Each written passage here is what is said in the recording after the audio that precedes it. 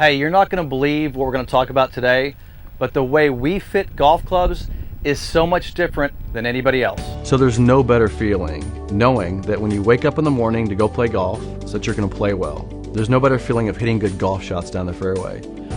Years ago, I was frustrated because I lost that. I was confused, I was frustrated, and then I met Moe Norman and learned the single plane swing. And so now I wake up every day and I know I'm going to hit it well, I know I'm going to play well, I know I'm going to have fun. So my mission today is to help as many people as possible wake up every day feeling good that they're going to go out there and play great because of the single plane swing. Hey Tim, I wanted to bring you back on the channel because we brought up a subject matter that kind of freaked everybody out in that one segment we did, where we talked about fitting to a model, because everybody's like, because it's so common sense. Right.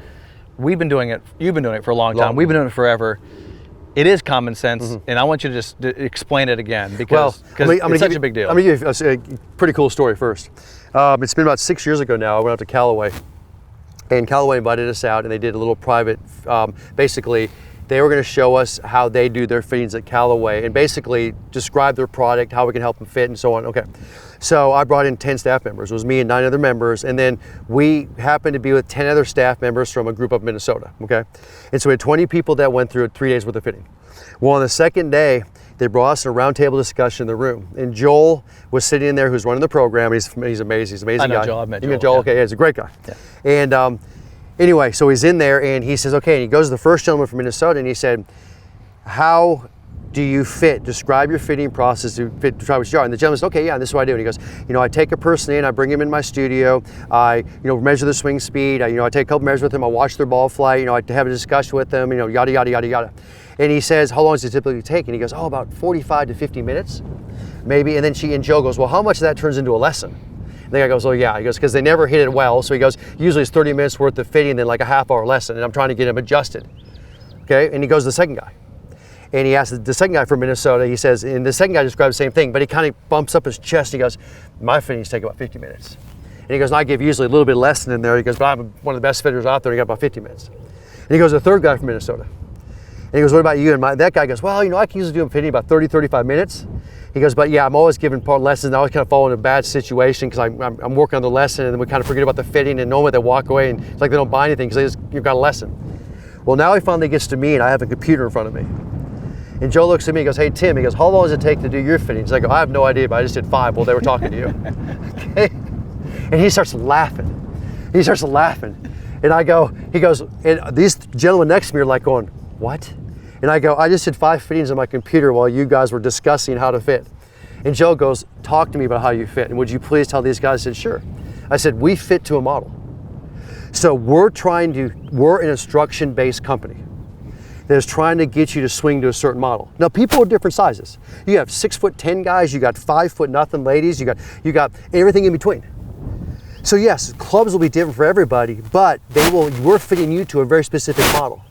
So I can take the model, put it into your size, your height, your wrist to floor measurement, your hand size, and I can tell you exactly what club you need. You're the AI. Yeah, I'm the AI. You're the AI. Yeah. That's what AI is doing. It's saying, here's the input of the data, and I'm going to put out, but you have to have a model. Without a model, you have no AI. You know AI. Because it's a guess. Those gentlemen next to him, every person's swinging different. It's a guess. And they were guessing how to fit. It's a guess. See, that's so if what we're creating with Graves Golf and is to stop people from guessing, because 100%. There's so much misinformation, and they go get fit, and then they're guessing, and it becomes a lesson, and they don't hit any good. But the worst thing was, this is what I was hearing.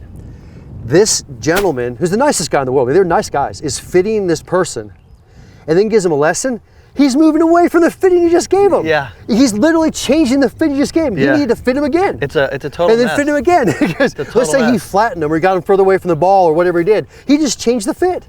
And so I'm sitting there thinking, this is a vicious cycle, and you're just ripping this person off because you're just sitting there saying, okay, I'm going to fit you now, but I'm going to change it. I'm going to fit you now. It doesn't make any sense. It's so true. And that's why when Joel came to me, and these guys, Callaway thinks out of the box. He knew where we were going. He came to me and he starts laughing and he goes, okay, I want you to describe to the room how you do this. And these guys' chin just hit the ground. It was like, oh my God. I go, guys, I can do 100 fittings in a day on the computer when they're generating the information. So that student out there is giving me his data. Gotta have good data. He's putting great in data. And if it's not, I'm getting the data from him. Right. Or maybe my staff in the field's collecting the data. And it's realistic data. Yeah. Because guys, look, if you go, I hit it 300 and you only hit it 250, you're going to have bad data. So it's how you put in the data, right? And so that's what you have to have is if you guys don't know your swing speeds, because again, we'll put in the description on this video where they can get a hold of you and get fit. And I don't ask for swing speeds. I ask for how long you hit irons. How long you hit irons. 99% of people right now, if I say how far you hit your driver, everybody exaggerates. Oh, 330 yards. They don't know. But if I say how far you hit your 9-iron, well, they know. Because when people ask me how far I hit my driver, you've seen me hit it 350. I've seen you hit 250. It didn't I played the other day down in Port St. Lucie, 39 degrees. I killed a drive 2 1/4. Not killed it. 2 1/4. It was blowing 30 into our face. I killed it 2 1/4. And I'm like going, where's everybody to watch this? I mean, and I can do the same thing. I was like, wow. And then you go to our home course in Oklahoma, and the hard pan just runs out. 340. But it's interesting because everybody knows how far they hit a 9-iron. Everybody knows how far they hit a 6-iron or 6 hybrid. So when they enter that information, I can now calculate swing speeds. I can discuss that with them. Here's the other deal. When you do a fit, it is amazing how many times a gentleman will fit and he forgot to ask you about your back. He forgot to ask you about your arthritis. He forgot to ask you about your knees, your hips. Well, I have major sections saying, hey, describe Well, I want body. to say something else that you do that we haven't mentioned is that we keep a file on you. 100%. So we have your file. Now, most people aren't shrinking. Some people do. Oh, no, our guys, as they get older, they shrink. Some people do shrink. But, you know, yeah. most people, but you can see progressively as people age. 100%. So we're keeping a file on you, too, so we can know your progresses and your weaknesses and your strengths. Nothing's better than a guy to buy a driver this year, and then the new one comes out. It's just a year later, and all of a sudden he hears how great it is.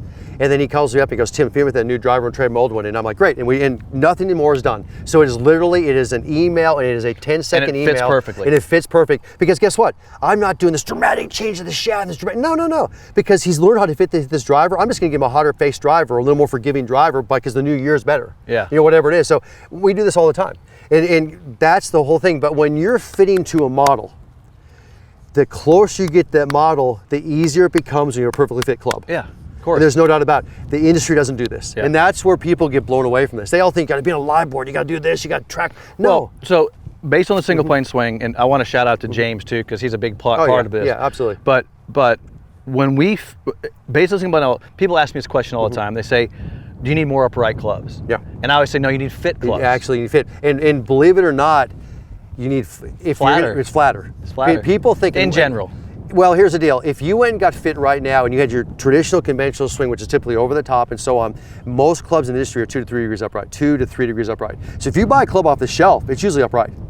When you come with us, we get you further from the ball. You're sitting there with a flatter lie angle. So in comparison, compared to your conventional swing, it's flatter. But now, if you're tall, it may be upright still, but it's flatter than you were. Again, it's fit to your size, it's fit to the single plane swing, it's fit to the model. But the model being you. But remember, in a club, we're looking at length, lie angle, shaft flex, shaft weight, grip size, okay? Set makeup, loft of the drivers, loft of the hybrids. Here's the big thing. 3-way. Callaway adjusts lie angles of hybrids. 99% of golf companies out there do not. I'll give a shout out to Chip Brewer on that. He came from Adams. That's why Adams ran the mark. Yeah, because you take a long club, you stick it 2 upright, and you just hit it left. You heel dig everything. Yeah. It's amazing how people take TaylorMade hybrids out and just hit them straight left because they heel dig them.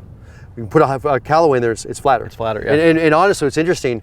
We've actually changed the dynamics of Callaway because, and they told me this straight out, you can look at the videos I just shot with them, they've actually gotten flatter and overall in their clubs, in their overall specs because of us. But I'll tell you something interesting. So good, you know Tim McGraw, good friend of ours. Right.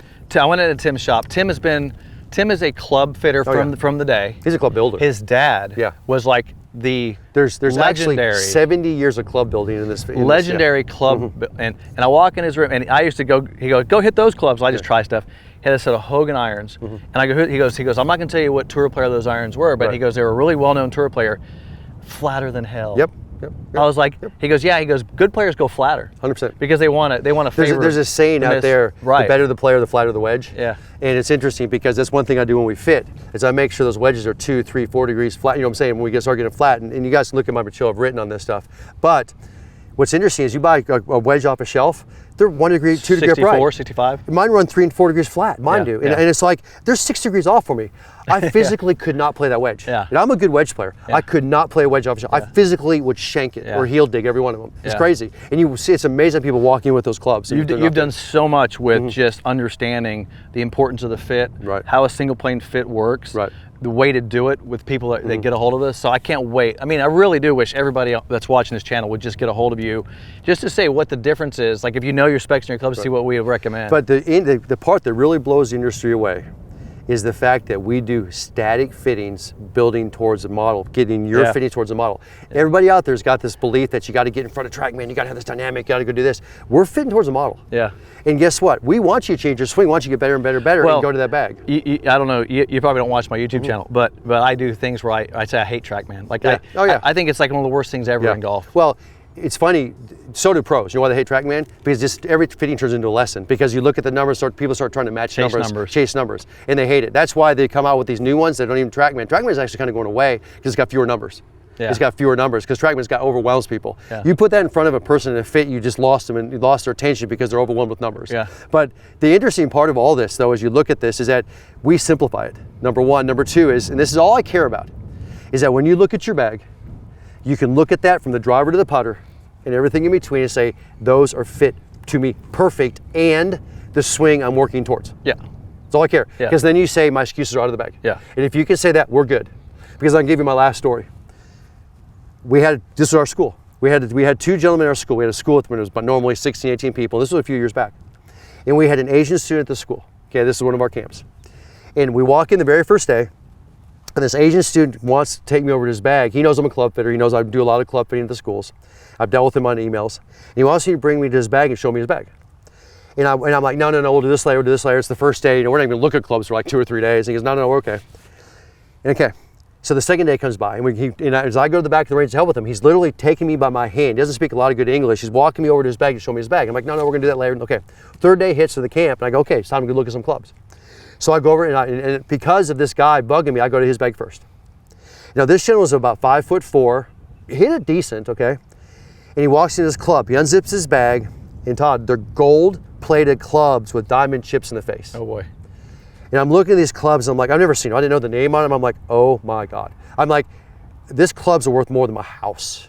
And I'm looking at these things, and I'm like, and this is why you want me to show them, because Asians are so proud of their equipment. And I'm looking at this stuff, and it so doesn't fit him. It is so far too upright. It is so much too long. It's ridiculous. So I grab one of them and I take it over to our line loft machine.